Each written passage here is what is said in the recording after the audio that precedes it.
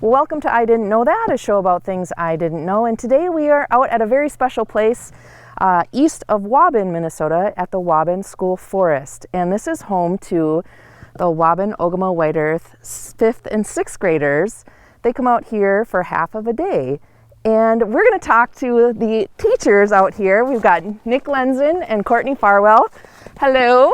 Hi, how's it going? Good. Thanks for doing this. Yeah, of course. So what is the School Forest program? Yeah, so the School Forest program is a hands-on outdoor learning experience for our 5th and 6th graders.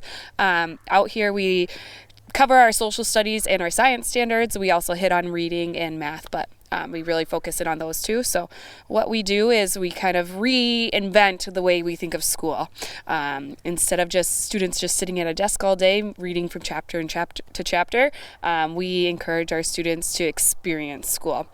So some examples of that is rather than just giving kids a set of data, we'll give kids a task of, for example, collecting weather each day and tracking that, and then we'll use that data and analyze it. So it's real data to the students that they've collected, so they feel a little bit more empowered with their learning because it's their data, and they're able to feel successful with that.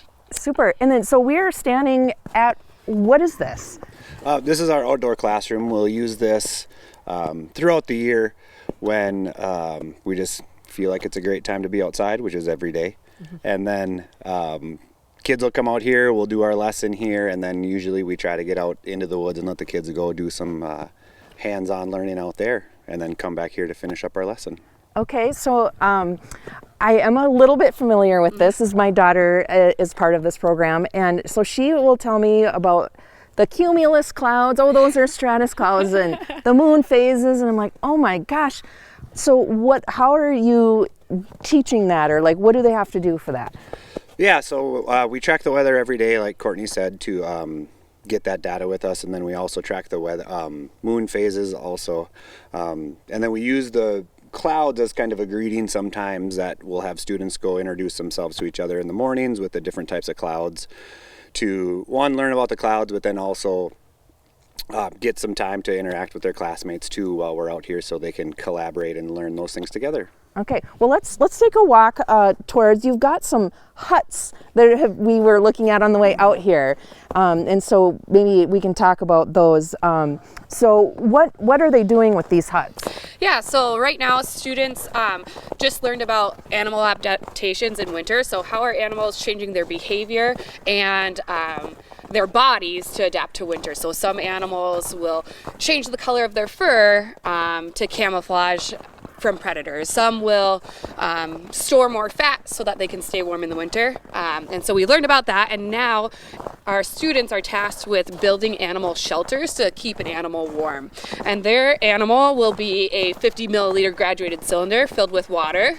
And they need to place that animal in their shelter, and then every 5 minutes students will track the temperature of their water to test the effectiveness of their shelter. So they're hoping that the temperature of their water will not decrease very much. And then outside of their shelter, they'll have a control graduated cylinder, and then they'll compare the temperature of the water that was sitting outside of their shelter with the temperature of the water that was sitting inside their shelter, and they'll use that data to draw some conclusions of the effectiveness of their shelter. And then the standard that we're really hitting right there is analyzing data, and then they'll create a double line graph too. So instead of just handing our kids some data to put a double line graph, our kids are creating their own data while doing a hands-on experiment with our materials that we find in nature. Sure. So I see we were coming up to one here.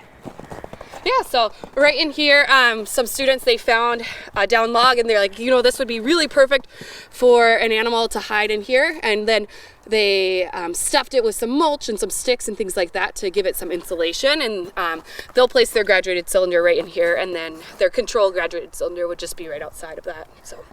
Okay.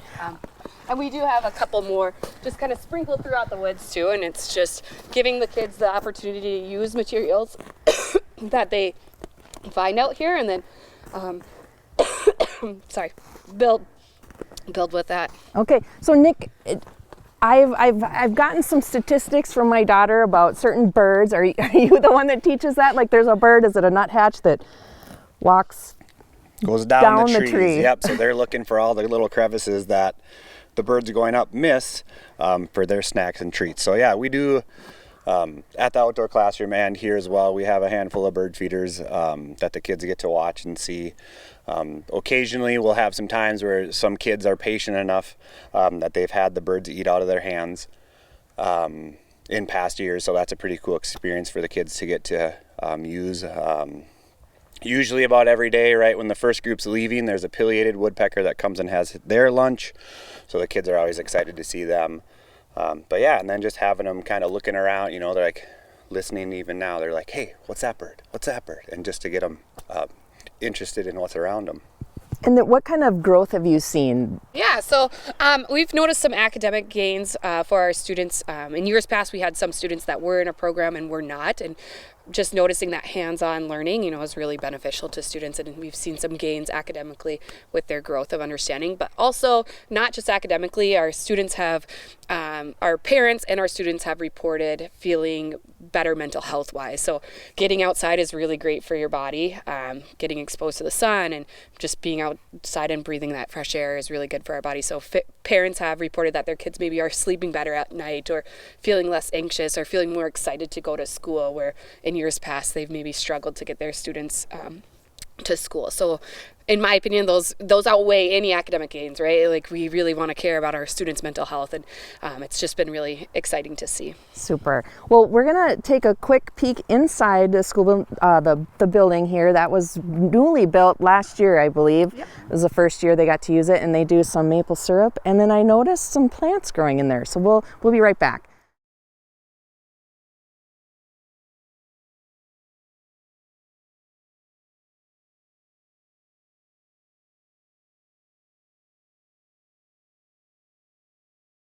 All right, we're getting closer to the building to look at the maple syrup evaporator, but what do we have here? Yeah, so over here, over the last year and a half, we've been teaming with White Earth Tribal and Community College's Extension Office. Tammy Bellinger and Diane MacArthur have come out with our students about once a month, and we've planted what's called a fruit tree guild with them. And so what this is students got to pick out different fruit trees. So we have some apple, some plum, I can't remember the other ones. And then underneath those fruit trees, you have plants that will be beneficial and beneficial living together. So we have some garlic planted under there. We have some strawberries and various different types of bushes and things like that. And students will be able to harvest the food as years go on. And so the goal is to teach students how to be sustainable and how they can one day in their own house or their own land build or plant different plants and use them for food, really. Yeah, that's great. And we've got looks like a little something that must be with your weather. Yeah, so this is our weather station. We were finding that the weather app on your cell phone isn't super accurate because it's stationed at the Monoman airport, and the wind was super windy, but we are blocked by all these trees that make it not as windy out here. So when our kids were tracking their wind data, they were like, that's not fair. It's not really 17 miles per hour when, you know, we were barely even having any leaves blow. And so we wanted our data to be more accurate. And so we were able to get this weather station so that our kids could have data that's pertinent to them out here at the school forest. And then you've got a measuring stick, I guess, for our lack of snow this year. Yeah, so we'll use that throughout the years to come to track how much snow we get each year. It's kind of a new addition, so there's no years on there yet. Sure. Well, super. All right, well, let's head on into this beautiful building. Okay, so there's something fun happening right here, so tell us about this. Yeah, so over here we have a grow lab that was donated to us by White Earth Home Health, and inside of it we have some lettuce growing that we planted with the White Earth Extension Office. And so one thing that we did with this is students, if you look here at this particular tray, not all of the plants grew. So we found what was the rate of success of the seeds germinating. And so we found that some salad mixes were better than others. So if you pop down all the way to the very bottom, there's one tray that's extremely successful. And that's a butter crunch lettuce compared to the salad mix lettuce up there. So we use that data to kind of decide that in the future we wouldn't suggest that people would buy this particular seed, right? So they did a little bit of math with that along with some growing. And again, that was with Tammy and Dan through the extension office. And later this month, we're actually planning to start growing some onions, and then we'll put that in our fruit tree guild that's outside too. So super. Yeah. Well, last year we got some onions and we planted them in our garden when after, when the time was right, and it was fun. I think it's great that the kids are learning how to do this. So yeah. Awesome. All right, well then let's head back outside to check out that evaporator. Yeah. Okay, Nick, we're at the evaporator now. It's upside down. Yes, tucked in for the winter. Yep. Sorry. Okay, so what do you guys do? Do you tap the trees? The kids get to do all that. So explain that process. Yep. So the kids are doing pretty much all the process. They come out, or hopefully about that April time, we'll get a couple volunteers that come out with the drills, and they go around and help the kids tap the trees, making sure they have maple trees. Sometimes kids get the wrong trees, and then we're help them figure out the right ones. So they tap the trees, and then they create some experiments with what their taps and what they think is going to happen or hope is going to happen. And then they collect all their sap for the season, and when it's done running, the evaporator will come back out. Last year we ended up with just under 300 gallons of sap, and then we boiled out here. Again, the kids are part of that process as well. So we boiled down to about 4 gallons of syrup, and then kind of our big end of year party for all the kids and parents is we have a family day where parents and families can come out and just celebrate the year and have some of our syrup with us. Courtney, come back on in here. I want to thank you. Yeah. She spearheaded this whole program of having the kids come out here, so thank you. Yeah. It's a great thing for the kids, and I know I would have been super excited to have this growing up. So yeah, it's been super awesome. Well, and I forgot, I can't remember, did we talk about your pollinator garden?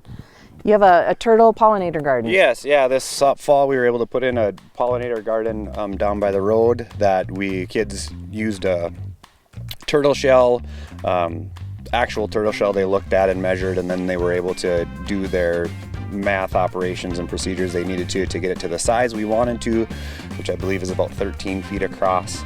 And then the students were able to plant in the 13 different spots on the turtle shell to go along with some cultural lessons they learned that involve that too. So well, thank you for your time and all you do with the kids, and it's just hands-on learning is so important, and like you said, getting out and being outdoors I think is huge. So thank you so much, and for showing us and the viewers what you do out here. Yeah, thank you. Thank you for coming out.